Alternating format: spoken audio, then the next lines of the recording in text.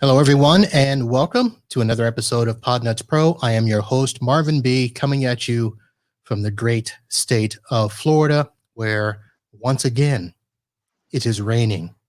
I am unhappy to announce. So it's been a horrible, dreary day. So that's what I'm dealing with. But I think the day is going to become brighter because the guest that I have today is one that you all love and enjoy. I am joined by Don Sizer, CEO of Third Element Consulting. Don, how are you doing today?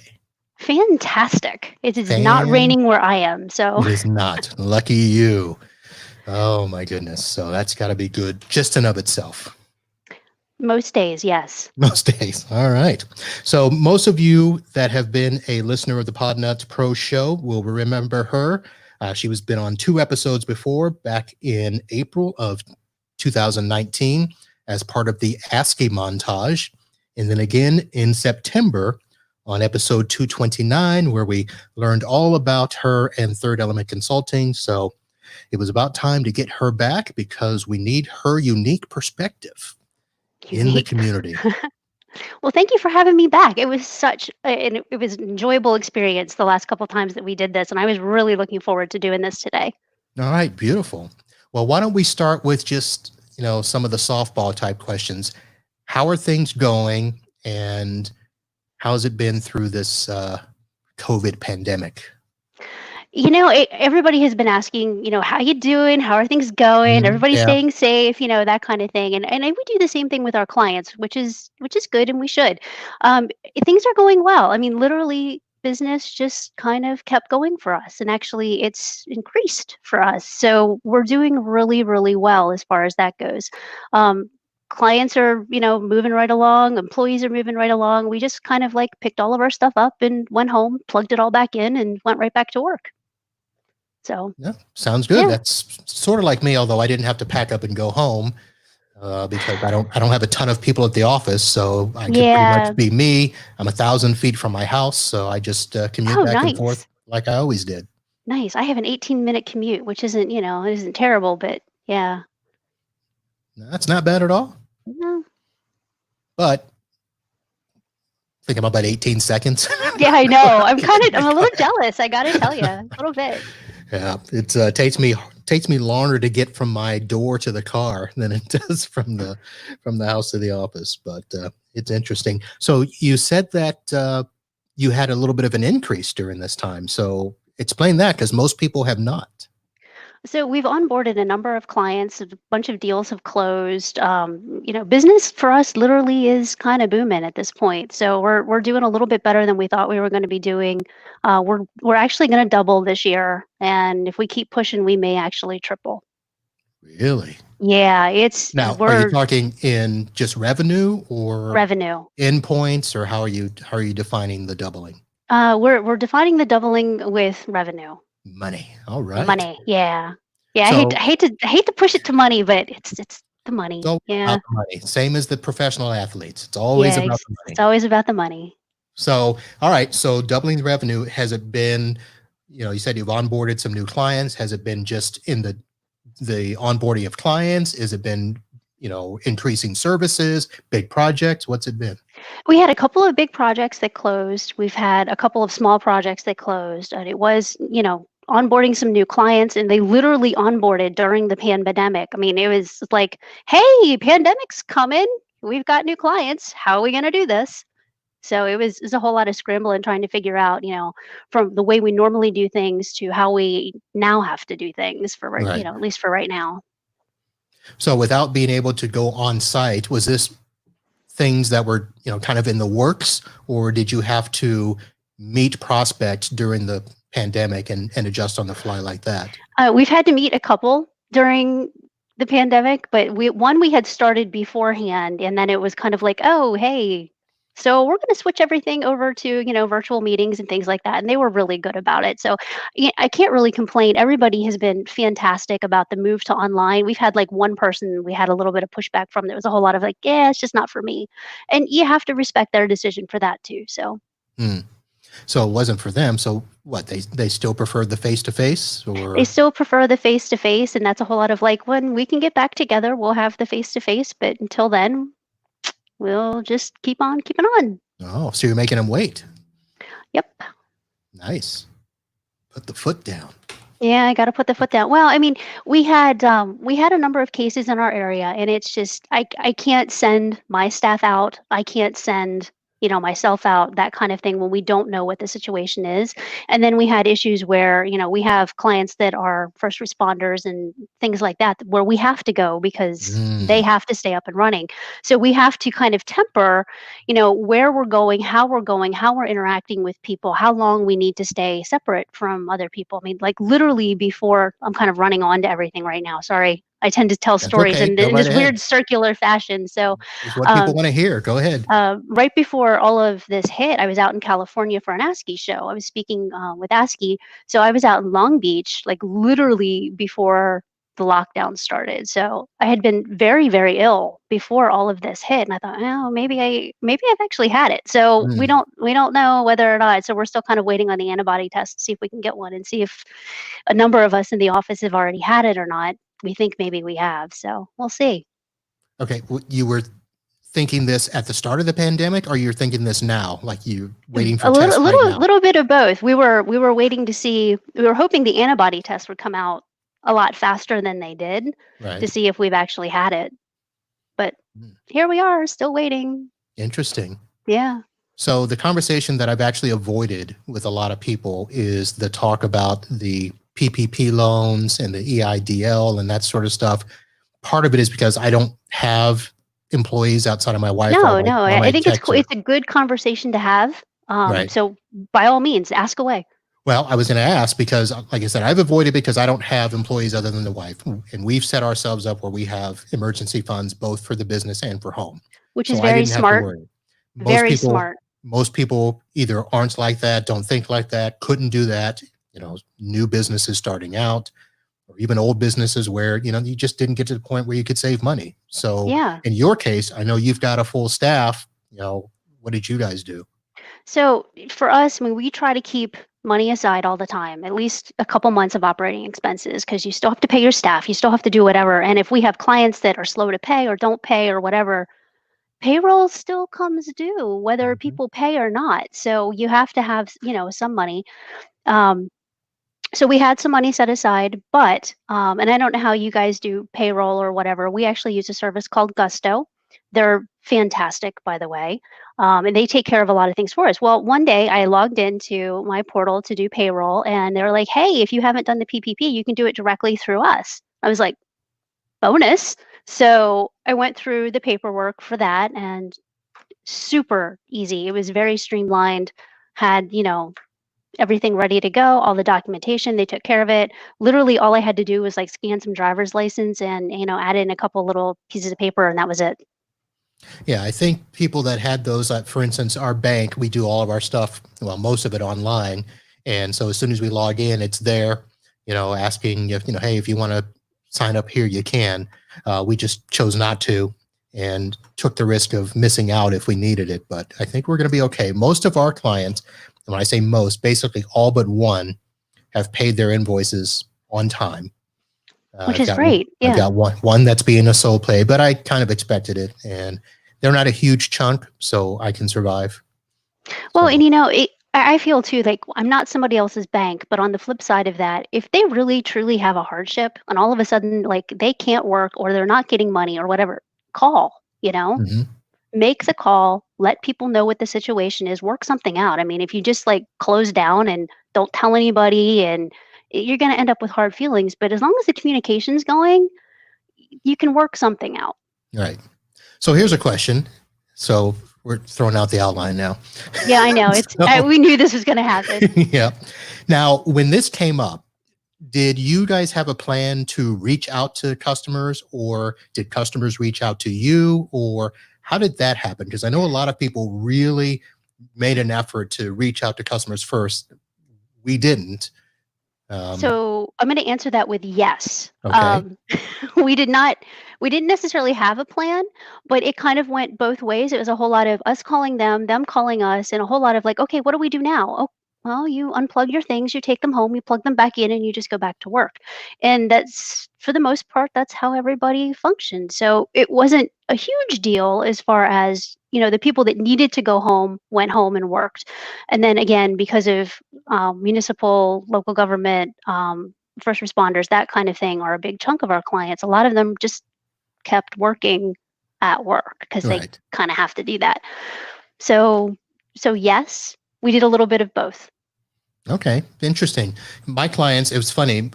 Most of them basically just went into hurricane mode. So I actually didn't have to Yeah. do much. And it was more of them calling saying, hey, we're going to treat this like a hurricane. Is that okay? And I'm like, fine with me. And I only had one customer that actually went through the process of having to unplug phones so they could take them home if they had, voice over IP. So Hmm. that was the only client that had to do that. Everybody else was already set to work remotely. And outside of a few remote sessions to get, support staff to work remotely, it wasn't that bad. Yep. I All think we right. had our biggest issue was not having enough laptops for everybody, because most of our clients are geared to work at a location. Right. So, I mean, we were kind of stuck with everybody else, but obviously, hindsight's 2020.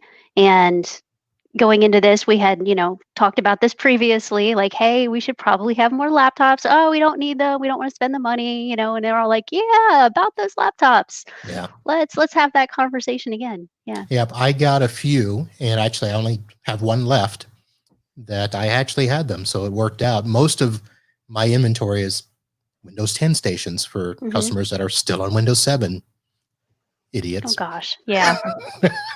And that we don't have. We have a couple floating around that are just on legacy systems, but other than that, we Okay. don't.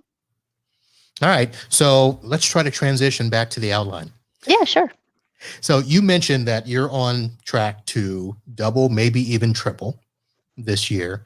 So one of the things that I had intended to ask you anyway was you've always seemed to be in a growth mode. And I wanted to ask if that was intentional or if it was organic. So it's a little bit of both. One, as a leader, you have to decide whether or not you're going to grow at any point in time. And that's, as an owner, as a leader, whatever the situation is, you have to make a conscious decision to say, yes, we're going to take this on. Yes, we're going to push that rock up the hill. Before you decide to actually do it, there's a lot of planning that has to go into it too. Because it's that, do we have the money? Do we have the people? Do we have the, this? Do we have the that to actually make that happen? And until you get your mindset around all the things that need to go into that plan, you can't just decide to randomly grow, or things go horribly awry and it explodes and bad things happen.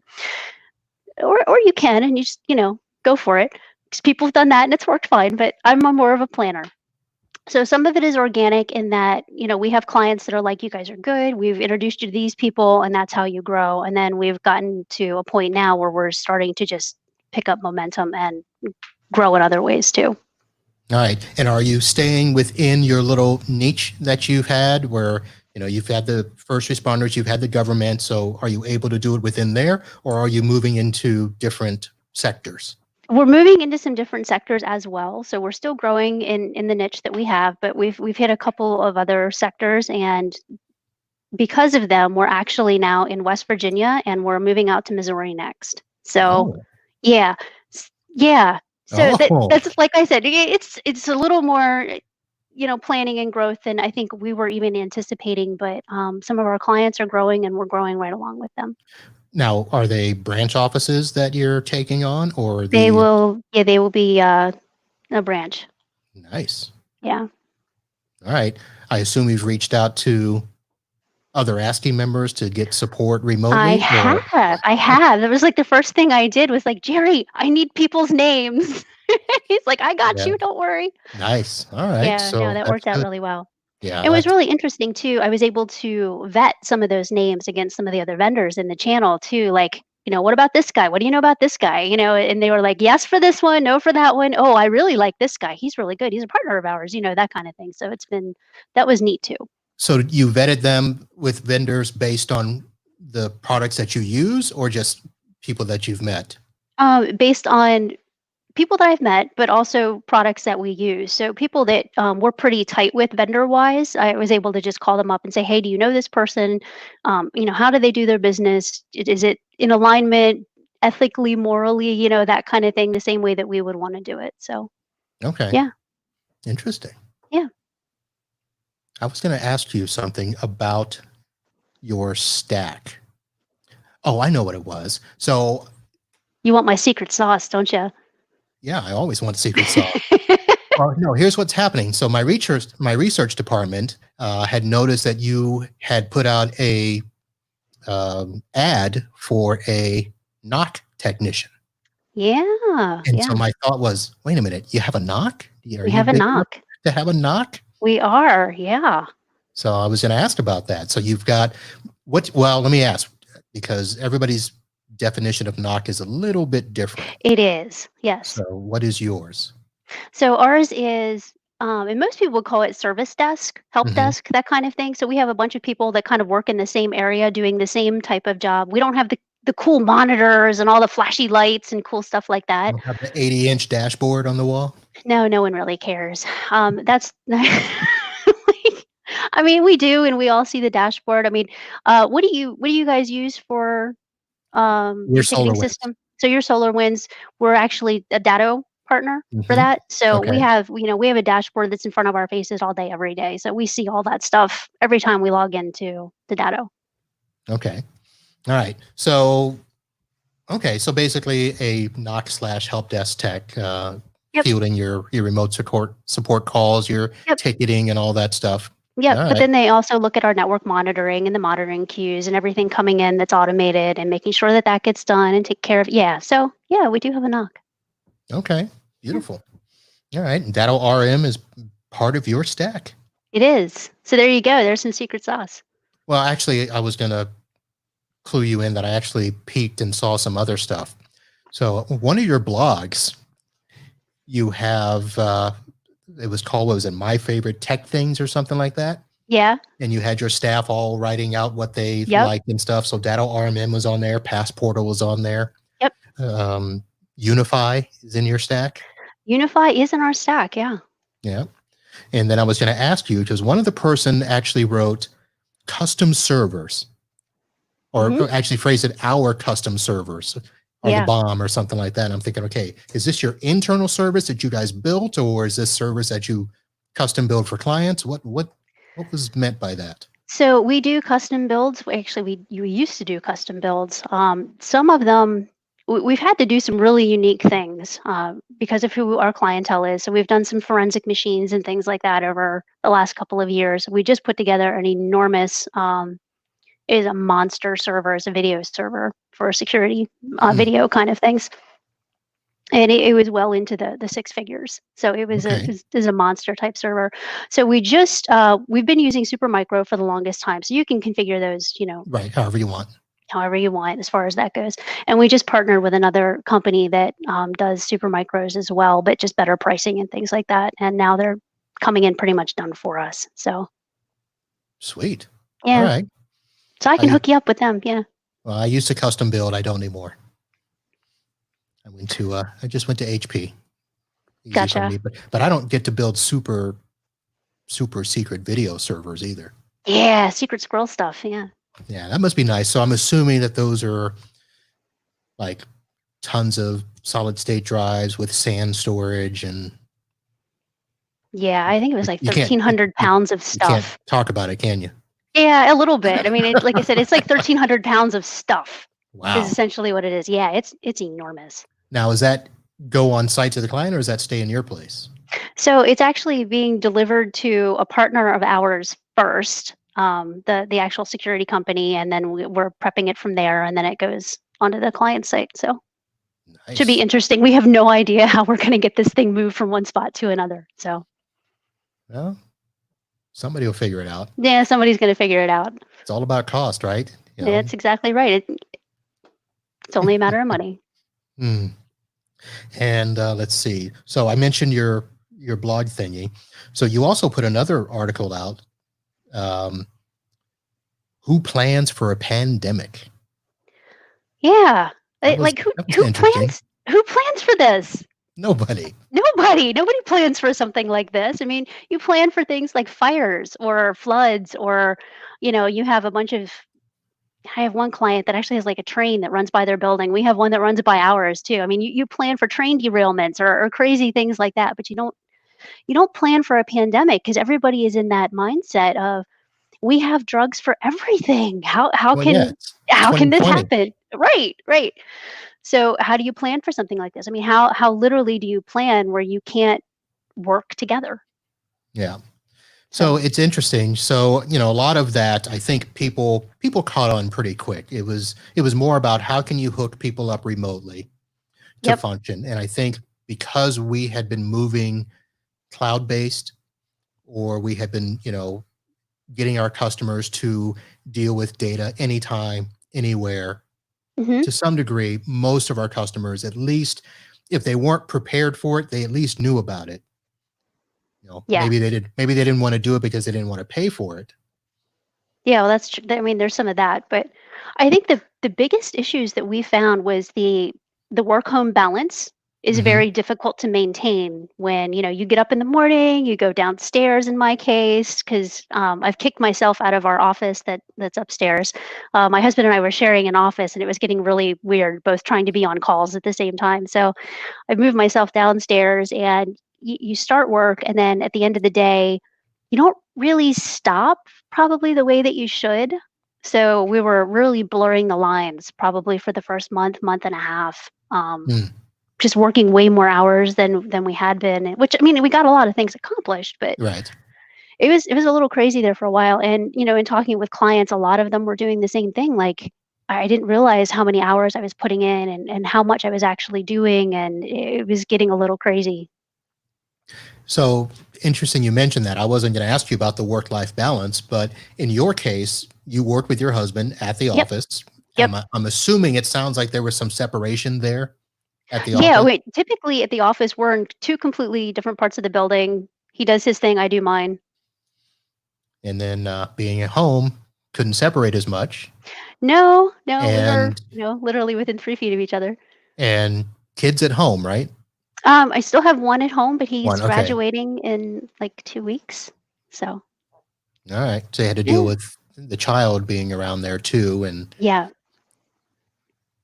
dividing the streaming time, right? Yeah, well, I mean, he's actually been in cyber school for years, so this it's Oh, nothing okay. new for him, yeah. That's just he's just there doing his thing the way he normally does. All right. So one of the things that's funny, so most of my customers didn't have to deal with that balance because most of them have, if they're not an attorney, they have login hours. Like for instance, we actually use the Active Directory login time where staff can only work from 8 a.m. to 6 p.m. So Mhm. they knew that they had to kind of keep that schedule. Although some of them were, hey, can we work on weekends because I don't want to work during the Right. week like I always do from home. So that was kind of interesting from a client perspective. But from your perspective, and I know that down here in Florida, like there was no place to go, Yep. There's no but place to go here either. So but Pennsylvania has, like, been total lockdown. right. But for me, at least I could still, I could move 1,000 feet to the right or 1,000 feet to the left. So in your case, if there's no place to go, how was the stir craziness at the house? It's not been too awful bad. I mean, I think I realized that I was more of an extrovert than I thought. I thought I was Oh, very introverted, and about I don't know, about a month in, I was like, you know what? I miss people. I miss their faces. I don't think at this point I could discount the loveliness of a hug, that kind of thing, like the actual tactile sensation of being able to see my friends and give them a hug and just be around them again. right. Friend of mine dropped by the office not too awful long ago, and of course we still were, socially distanced, and we were like, "Hi," I'm hugging you from a distance, Right. And kind that of has to thing. But be interesting too, because you actually, now you were speaking with the ASCII stuff. mhm. You do a lot of conferences, right? You do several a year, if I remember correctly. Yeah, I'm part of the exchange board for CRN, so we Okay. do at least two big conferences for them a year too. Yep. All right. So, because I try to limit myself to two or three, and that's Yeah. it. But you were doing a lot more. So it's got to be eating at you to not even be able to go to any of those and to do Yeah. everything virtually.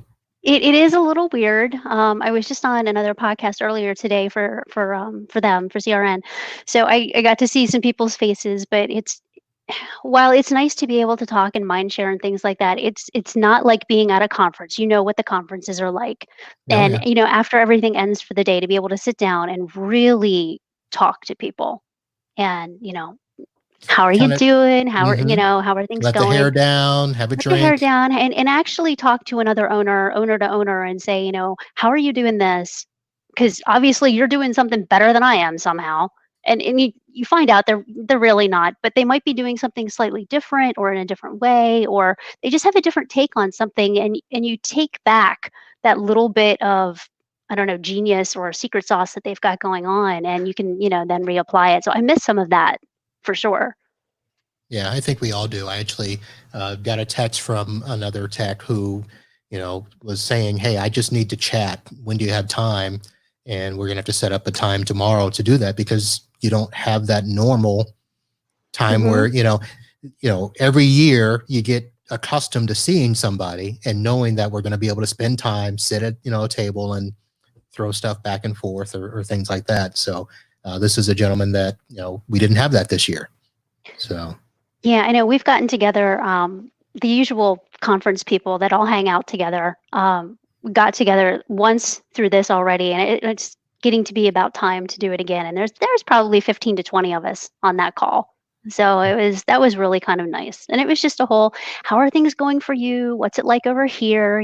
This guy in Canada and, some people in New York City, which was interesting to hear, what was actually going on there. And we had some people down in Texas and people in California and all over the place. So it was interesting. good. So I have a personal podcast that I do. So we're going to be having a meetup later this week in that. But my family was going to be doing the first ever reunion this Ooh. summer. And I think we're going to have to push that off. Oh no. So, yeah. So That's sad. my mom, probably shouldn't talk about my mom, but I'm going to. She won't hear She, you. It's fine. no, trust me, she won't. She's not even on the Facebook. So she got cancer Oh no. diagnosis 2 years ago. And this is actually round two for her. She had it years ago. And so this is her second bout. So she's on a non traditional chemo treatment and she's got some immune stuff. So her doctor, we were actually trying to figure out something for next week for the Memorial Day and have her come down and visit. And her doctor told her no. So part of it has to do with her not being able to go. She's actually the one that's putting the event together and I'm just helping. So she may not be able to travel. So that's going to be one of the big factors in whether we do this or not. So it's interesting. And it's not because she's sick or anything, but Right. it's the fear that she could. Yeah. Have you considered plastic bubble? One She of the, lives by herself. That's enough. the But in terms of her getting there and stuff, she was in a drive. So it wasn't the matter of getting on a plane or anything like that, but it was the fact of getting there. and just And being around everybody. I know my family, they will not adhere to social distancing or physical Yeah. distancing of any kind. That's why, I have to tell my sister, we won't let them come over. My nephews are 20, 25 minutes from us. And the wife's like, let them come over and get in the pool. I'm like, no, no, no, no, no, no, no. Because the little nephew will just start climbing on everything. And Yeah. so It's a shame. it is. But I have no idea where we went with that. I have no idea either. This is how this works. We know how this goes. Yep. Um, let me say, I did have a thought. I know that when we talked about, so you're growing Hmm. and onboarding clients and onboarding staff Yeah. during this pandemic. Yep. And I know that when we initially talked about doing another type of podcast. We had talked about something where having to readjust your thinking in, spacing, utilization, things like that. Have you kind of got that solidified with, where you were going, or what's that So, been like? well, I mean, we literally had started to look at new buildings before all of this started Oh, okay. because we were growing, Yeah. and it, now we're to the point of like everybody went home, we went to work, and it worked out. So, do I need more space? I'm not sure that I do. Mm, Um, a couple of my knock guys, they're really good at what they do. I mean, onboarding a new person, I'd like to have, some of my really good guys come back into the office and kind of help me onboard and work shadow and that kind of thing. But, once a new employee is there, 6 months or whatever, they kind of either know what they're doing or they don't. And I would have gotten rid of them if they didn't before then anyway. But at that point, as far as I'm concerned, if they wanna work from home, they can work from home. If they wanna come in, they can come in. I don't have any problem with that. So, I think that's some of the space and utilization that we were mm. dealing with as far as that goes. So, like for instance, your help desks, Mhm. are they in a situation where they help each other or feed off each other being in the office? And if a call comes in and, hey, let me check with somebody, and they're able to, I don't know, turn around, go to the next office or something like that. Is that We something? all feed off each other. Okay. Yeah, and it's which is good and bad in its own way. One of the it was really funny. After being away from the office for a little while, we all got back in, I think, last week for a day, and it was really kind of funny. Everybody had talked about this ahead of time. Like, we realized how much more efficient we were becoming at home, just from the standpoint of we weren't taking breaks, we weren't walking into other people's offices, we weren't doing things like just willy nilly all over the place all day long. And we were using Teams pretty exclusively for, hey, I need a minute of your time or whatever. Somebody would send you a chat and you'd be like, okay, yeah, in like 20 minutes when I'm done with whatever I'm doing, which is the important part there.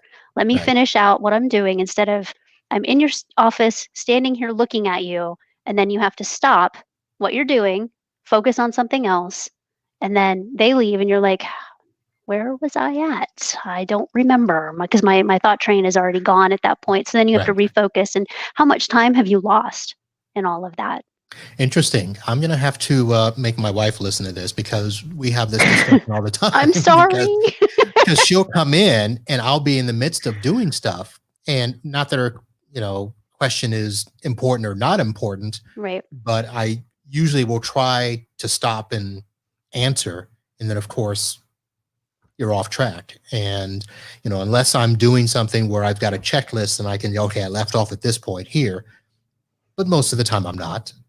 Right. So that's interesting that that you have those same things, because that was one of my issues with trying to decide if I'm going to bring a tech back or not full time. Because when I had the techs here, and I've had two at a time, where if one is busy, it's kind of okay. If two are not busy, Yeah. there's some trouble about to happen.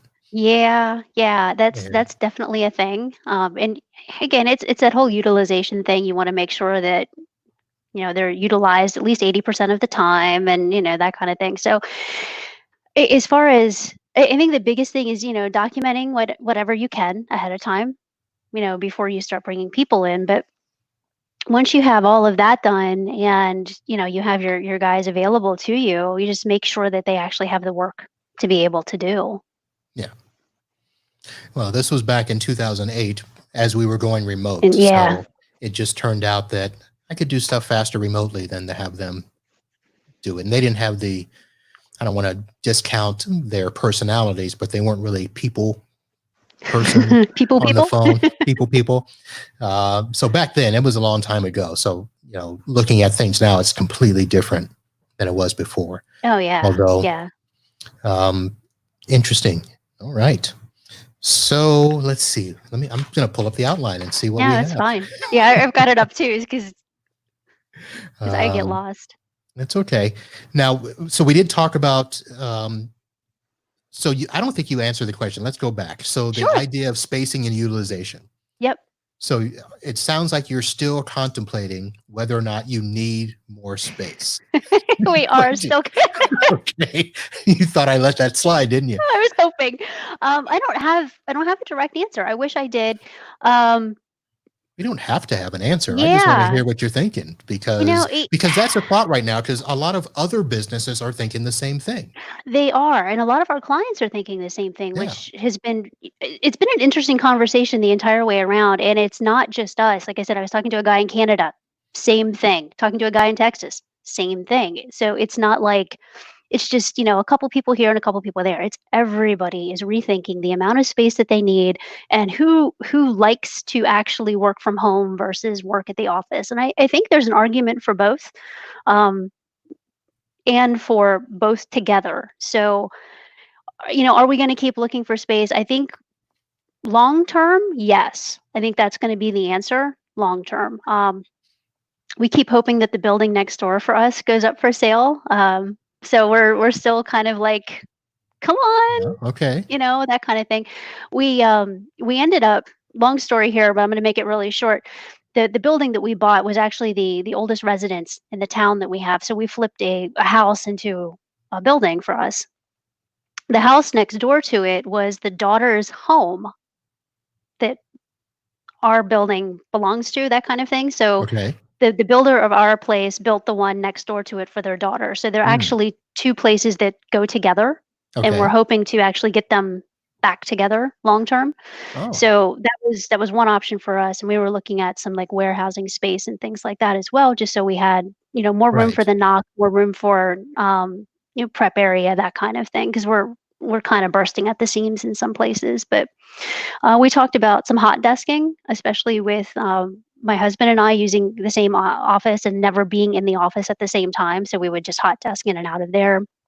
I've had a couple of the guys say, you know what, that might be a thing for me too. I would probably be okay with, only coming in a couple days a week and, letting somebody else use the office when I'm not there and, that kind of thing. So, I mean, I can't ask for better staff. And if the guys are watching, hi.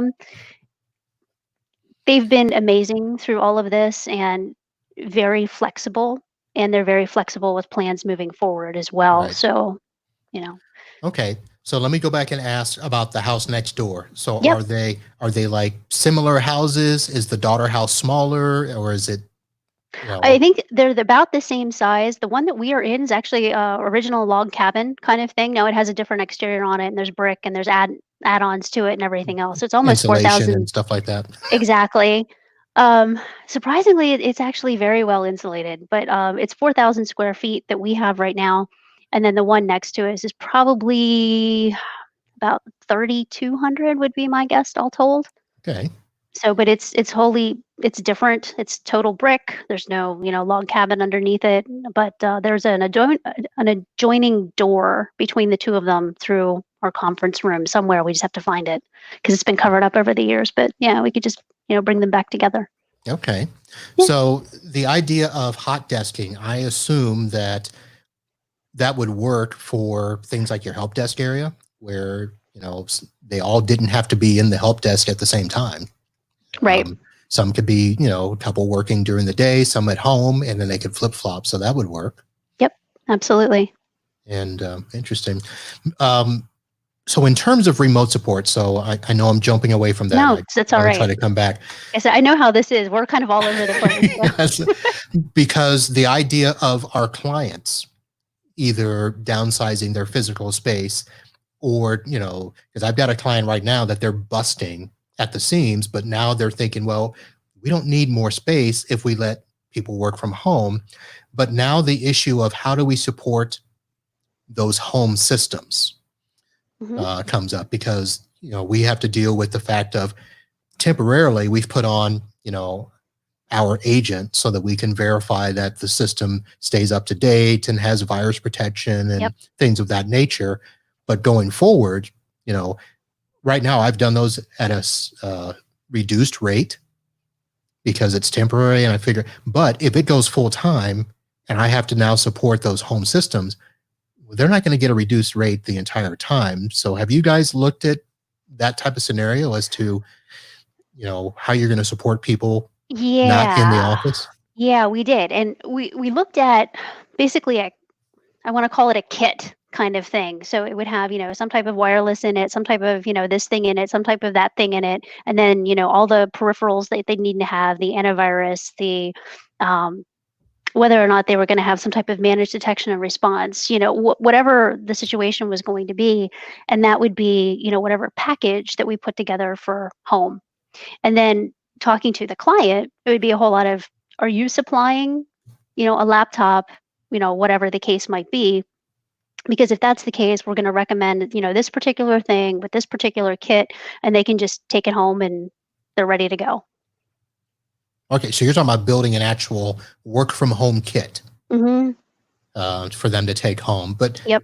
But if you're talking about wireless, I mean, you're not talking about replacing somebody's in-home router or firewall, are you? We haven't decided yet. Mm, Yeah. I hate to say yes because, both Comcast and Verizon up here both have pretty solid offerings yeah, as far as that goes. And as long as they're, secured down properly, I really don't care what they use, to be honest right, with you, as long as it works. right. And are most of them using VPN connections into the office, or are they using something like Center Stack or something like that to connect in? So the guys would better be the answer for that one because I don't know it off the top of my head. As far as what exactly everybody is using, we have a lot of people doing SharePoint right now. Okay, all right, So I would say that's probably 85% of what we have going on. okay.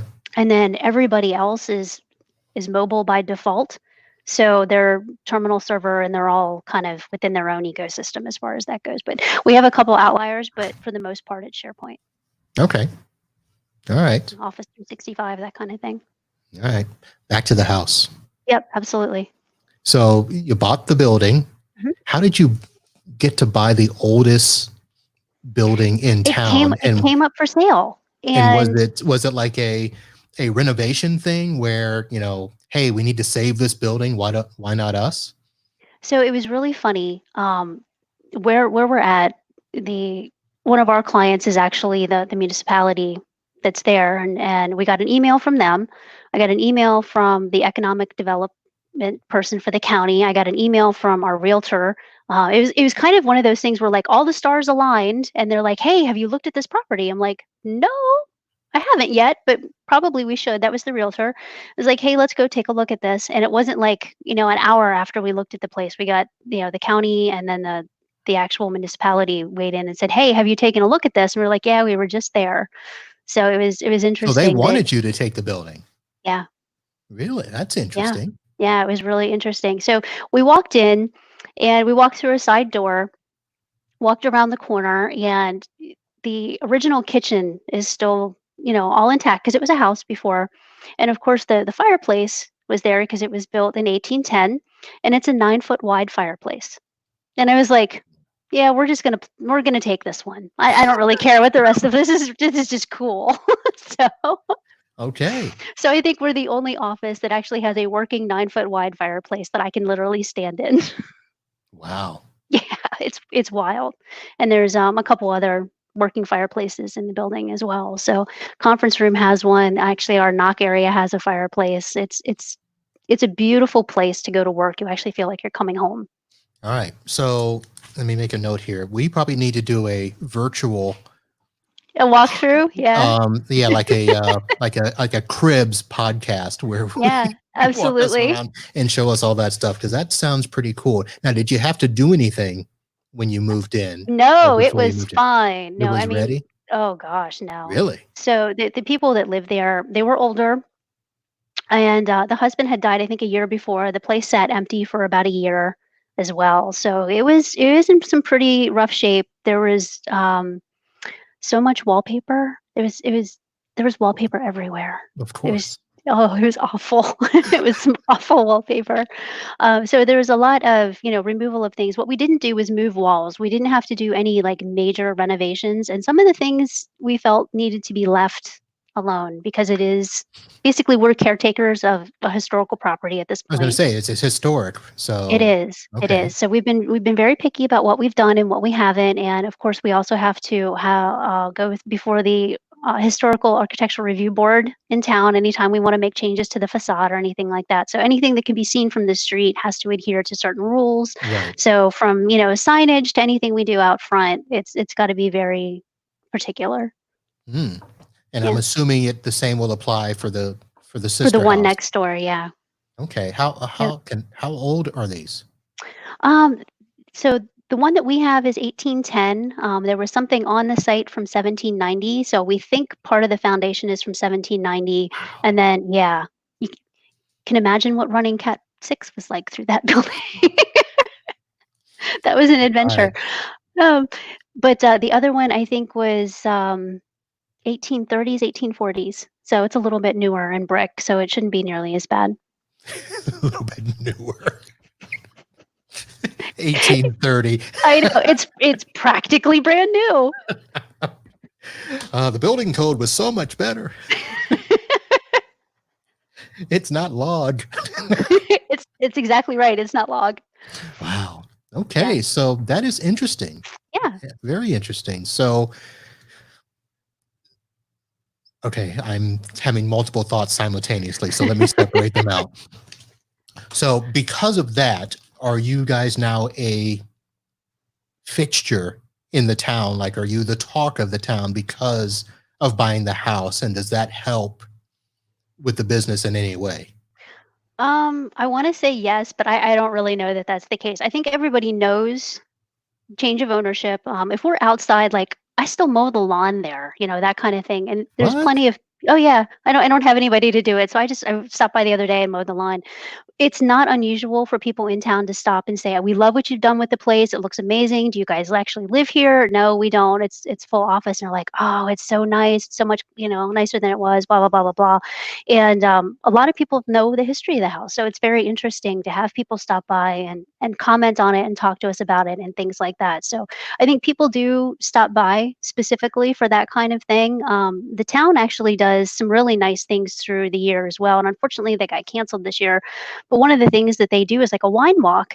And we have people in during this wine walk and they, stop by. I usually have an artist that comes and hangs a full show for me in the building. So I have people come in and they'll buy her artwork and we drink wine and just have a really nice time. But they all come in to take a look at the building. So yeah, All it's right. pretty cool. I was going to say you should get the other building just for things like that. Maybe I put know together a it'd little actually be meeting kind of room, nice. Yeah. and have people come over and do receptions there and happy hours and stuff. Yeah, So, exactly. Well, it actually has some really nice pocket doors in the one office, and I've been eyeing those up for a while. So all right. How about that for a left turn? I know, right? I think last time we got on weird music. So We did. Well, and here's the thing, because of course I watch, my wife's been home, so I'm watching every freaking HGTV and DIY and watching Celebrity IOU now. Have you seen that I show? have not seen that. No, I have So not seen that. I didn't think I would like it. But I think that's a show people should watch. It's on HGTV with the Property Brothers. I don't know. Do you even watch HGTV? Here I am assuming. So I've seen the Property Brothers a number Okay. of times. I've seen a couple shows on HGTV. Was it the Joanna and Chip Gaines? Oh yeah. Or Yep. we're a fan of that. I'm pretty sure I'm married to the Pennsylvania version of Chip Gaines. So Okay. yeah, like literally, I can watch that show and I know exactly what Chip is going to say before he says it because it's exactly what my husband would do. So Even if he turns left and yeah, it's the same kind of stuff. okay. Okay. All right. So yeah, we watch those shows. We watch Hometown now, and don't worry about it. So the Celebrity IOU is where the Property Brothers, their names just went blank. Those guys. Jonathan and Drew. Yeah. So they work with celebrities who actually will do something for, an important part of their life. So Melissa McCarthy did, her, I think it was aunt and uncle or something that helped raise her. And they had lived in the same house for 40, 50 years and had never done anything. And she convinced them to like leave for a month or something. And then she had the property brothers come in and fix up their entire house. That's nice. So, I didn't think I would like that, but that one turned out to be okay. I like it because I thought they were just, doing it. I'm like, you're rich. You don't need a show to do stuff like that. But the way that they're doing it now, it's actually, it's for people who wouldn't want them to do that sort of stuff. And they do it anyway. They do it anyway. And so it's turned out really nice. So could we take another left turn? Go right ahead. And can we talk about like community service and what are you doing? Because usually you're doing junior achievement and things like that. And we're kind of, our hands are tied at the moment. So what are you doing for community service? Okay, so here's what I'm supposed to be doing. Okay. So Junior Achievement is putting together a local and national speakers circuit. Well, not a circuit, but they're putting together this package of videos from people that went through Junior Achievement and are now, considered successful. And we're supposed to be putting together these speaker videos, and I need to work on mine.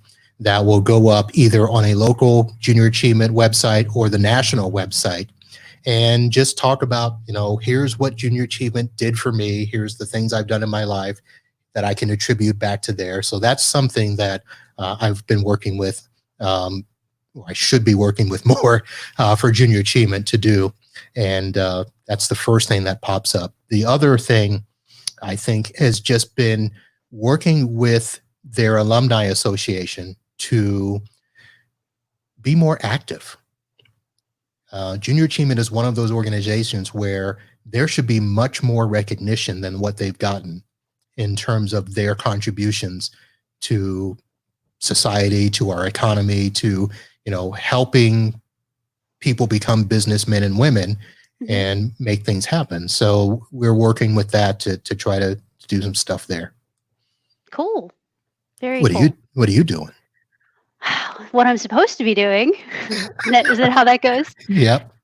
So I'm a Rotarian, and one of the biggest things that we do is give back to the community. So we've set aside a good chunk of money for people in the local communities, as far as food banks and things like that, making sure that everybody has food to eat, because people lost their jobs left, right, and sideways with the pandemic.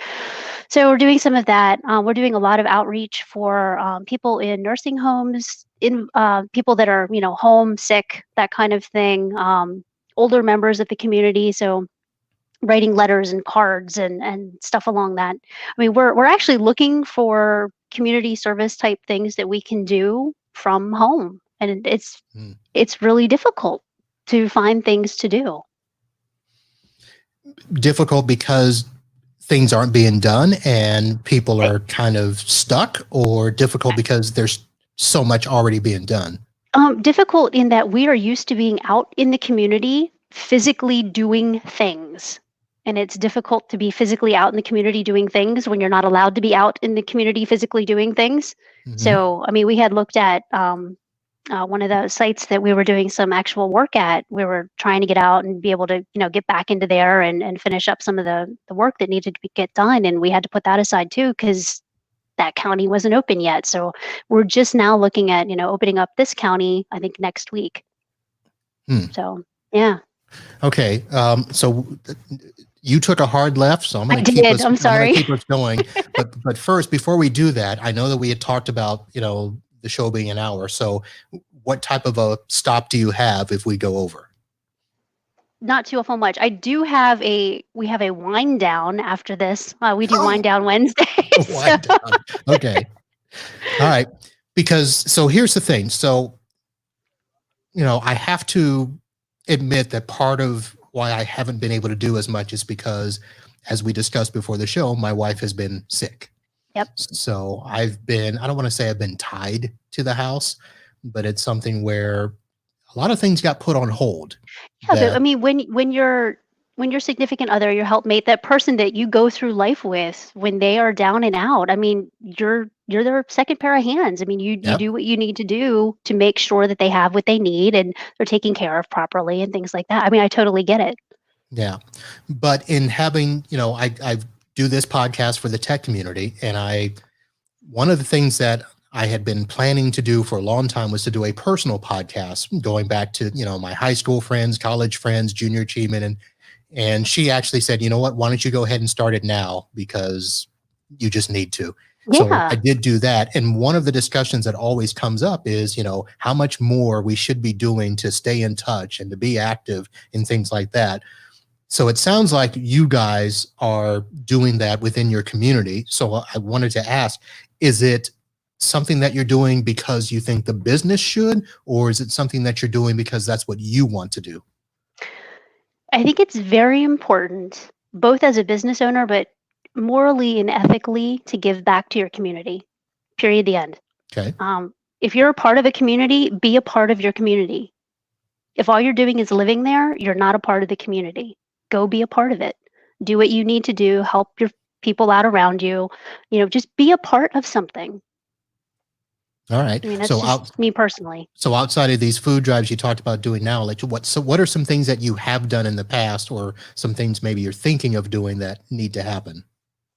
So things that need to happen, I think there's some good jobs that are going to go away for starters. So I think people need to start looking at, different ways that work can get accomplished. And that's within any business that's out there. I mean, there's plenty of restaurants that aren't going to open back up. So those people work there. Where are they going to work now? So we need to take a look at some of that. And I think that's just conversations that are going to happen in the business community. Like how can we help, either something get back open, or how can we possibly hire people that don't necessarily have the skills that we're looking for, but we know these people over here that they have adequate skills to work there. So how do we get everybody connected in the most efficient way to get people back to work that want to work? Okay. So that's one thing for sure.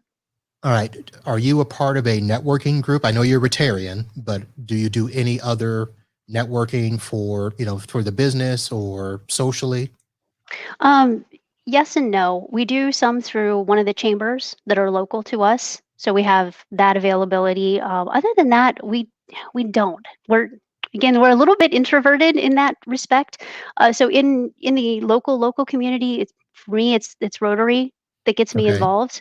Um, but as far as networking groups, I don't do networking groups.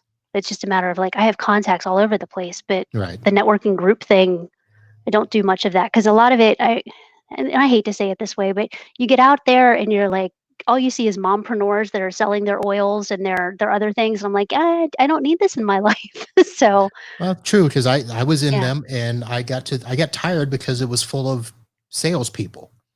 right. And once you get through the sales pitch, and it's like, okay, I already have this, or I already have that, or once you do that initial business with them, they're gone.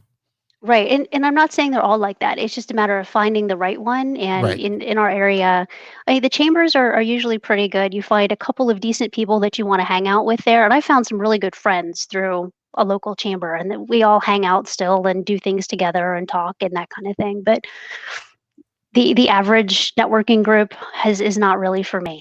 Okay. All right. So, like I said, I've stopped doing that. So the wife and I, obviously, we have a volunteer homeowners association down here. Hmm. That was one of my stipulations. I did not want to be in a house that had a real homeowners association, because Yeah, I don't blame you. I didn't want the HOA Nazi Ain't telling me. nobody like that. Yeah. But we make it a point to be a part of that, because when it's voluntary, it's different. You have a different attitude, It and is. having the community band together for projects and stuff. And our HOA is always looking for a project to help somebody, whether it's in our immediate neighborhood or a neighborhood next to us. Maybe it's an elderly person that needs help. They need Hmm. somebody who can't go out and mow their own lawn anymore, Exactly. that sort of stuff. So we do stuff like that. One of the things that I've been looking at, and you mentioned the fact that businesses are going to close. Yeah. I mean, it's going to be a thing. one of the things that's happening down here is people are really trying to find a way to present all of the businesses that are still there. They might be struggling, but to, highlight them or spotlight them so that, hey, this week, everybody make it a point to go visit this business and support your local business. hmm We And actually have there's a Facebook group for our area, and okay, somebody had started it and did the same kind of thing. Like, hey, put your business in here.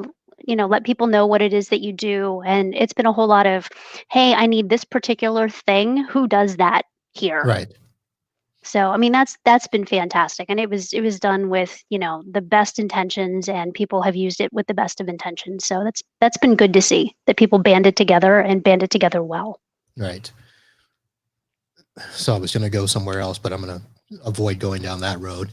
Um, only because I don't want to bash like Amazon, because I think that's where a lot of the frustration is that, the big organizations, and not that Amazon, because a lot of smaller businesses are a part of Amazon, and that's hmm that's the weird part about it. But everybody sees Amazon and Walmart and stuff, whereas the mom and pops are the ones being hurt.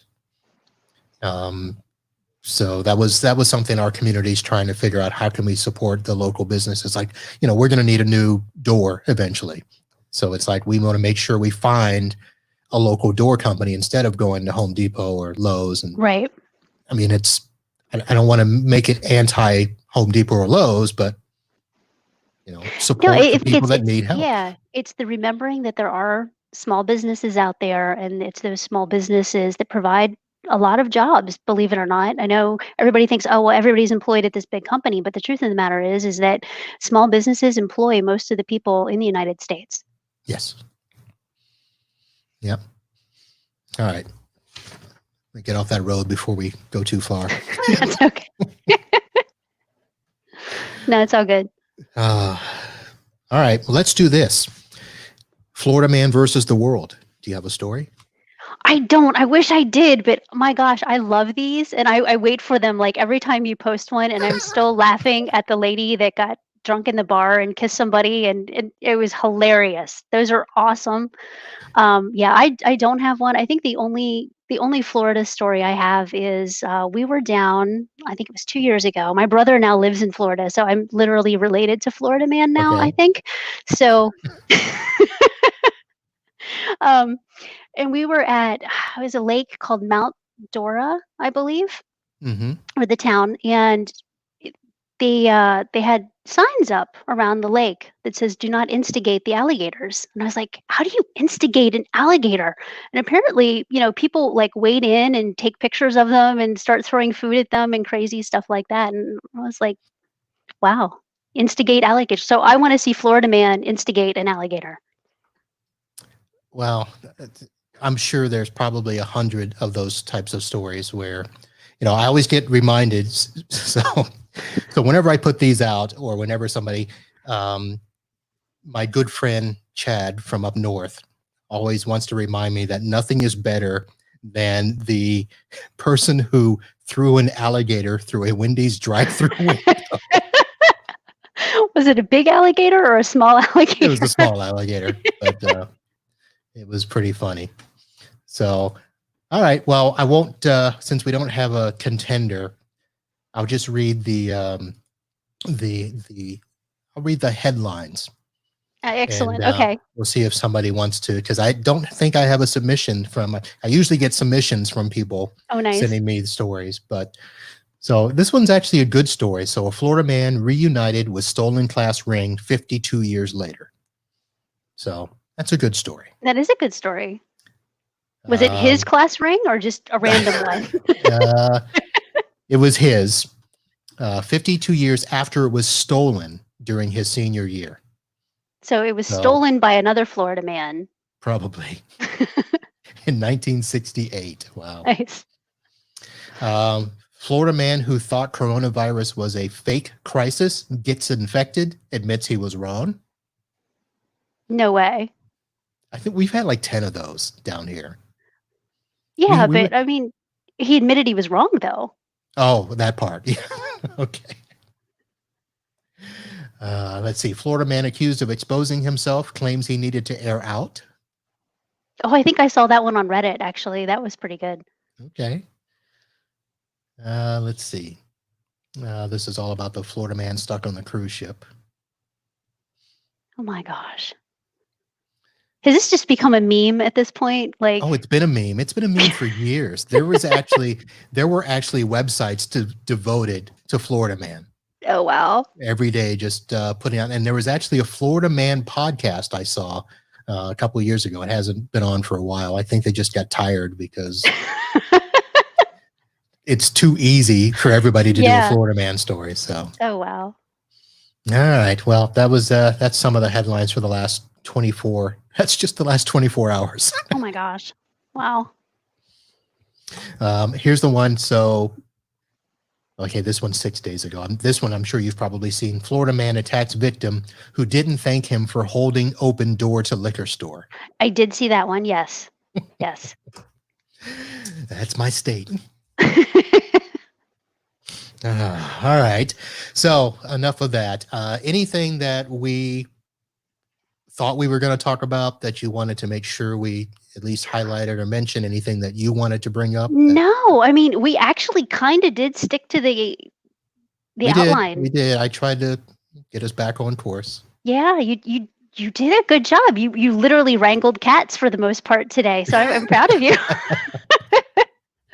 No, actually, you had a really good outline, so I was actually really excited when I saw it. So all right, yeah. Good. All right, so we'll have to stay in touch. Yeah, absolutely. And, we have plans for something else coming down the road, and as soon as the stars align for that, we will do it.